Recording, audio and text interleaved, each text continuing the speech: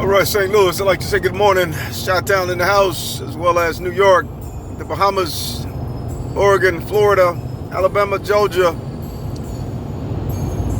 want to thank you all for the congratulations on my second grandbaby, Noah, or Now, I should say. I'm saying Noah. Now, and thank you all. But we're getting ready to go to school for a moment. I think it's time for us to go to school.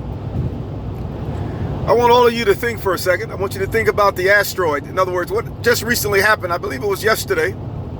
SpaceX launched a spacecraft out in the outer orbit to try to intercept an asteroid, which is hundreds of miles away from the Earth atmosphere, of course. However, it's going to take that SpaceX, or what they launched, it's going to take it roughly 8 months or so to make contact with that asteroid. That asteroid is at the length of probably about a good football field or so. And if it comes and interfere with the Earth, it would create catastrophic problems. However, they're trying to get ahead of it. They want to be proactive instead of reacting. So they're literally trying to see if they can intercept it before it hits the Earth, which is, I would imagine, subject to hit the Earth in hundreds of years from now. So the reason I'm speaking of what's occurring right now is to get you to understand how we're living in the past. In other words, everything that's coming at us, it's already coming. Everything. It's already en route. It just might take 50, 60, 70, 80 years to get to us.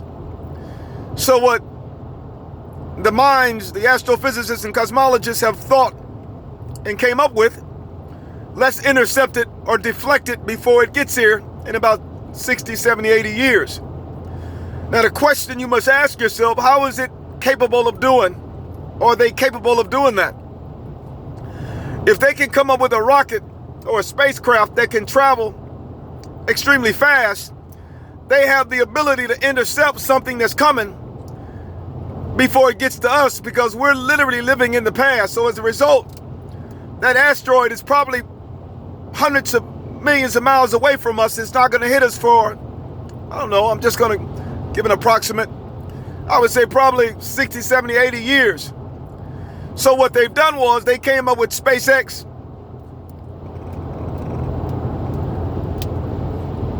a spacecraft, or should I say like a missile, and they launched it yesterday. And what that missile is capable of doing is creating a deflection. In other words, it's going to produce a certain level of energy that's going to throw the asteroid out of its orbit, and it's going to deflect it away from the Earth in 60, 70, 80 years. Now, ask yourself this question.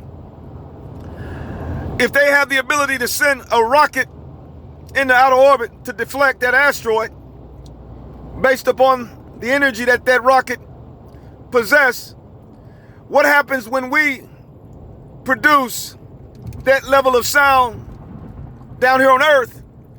You wouldn't have to send SpaceX or a rocket.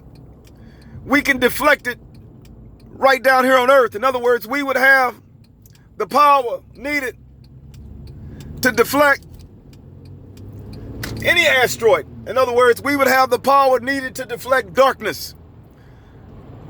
What many don't understand is that darkness is right here. It's just that it's out of your ability to see it. You can't see it.